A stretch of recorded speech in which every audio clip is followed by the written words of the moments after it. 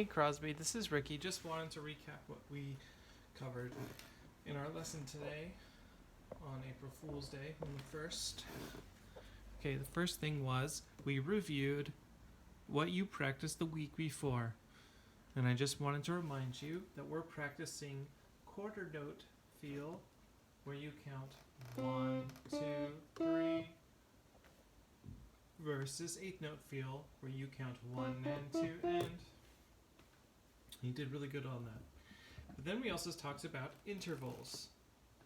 Now intervals are the distance between two notes. So if I start from my starting note here, I'm going to count my next note as 2. So 1, 2. So that means that is a second. And if we go up a step, it's a third, fourth, fifth, sixth, seventh octave. And going down, octave, 7th, 6th, 5th, 4th, 3rd, 2nd. Good, and you were catching on to that really well and doing a nice job. So just remember those, and it's good to pick an interval and play it across the keyboard. Now we did some of that as well. We started with thirds, playing thirds across the keyboard.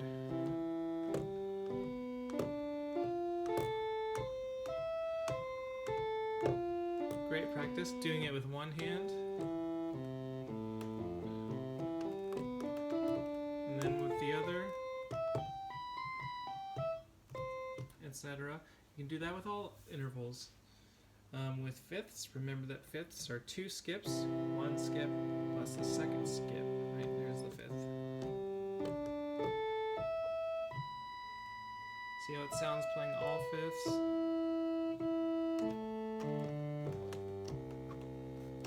Fun things to explore with.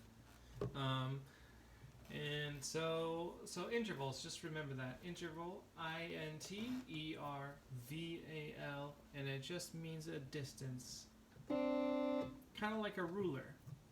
Like this would be an inch, right? Inch and a half, 2 inches. Kind of same idea. Or like a thermometer. Let's say this would be 30 degrees, 35, 40 degrees, 45. Ooh, getting hotter. Same idea. That's interval. Alright, the other thing we looked at was learning the solfege syllables. Now, if we start in C position, so that if we're using our right hand, the thumb is on C, the first 3 notes are called Do, Re, Mi.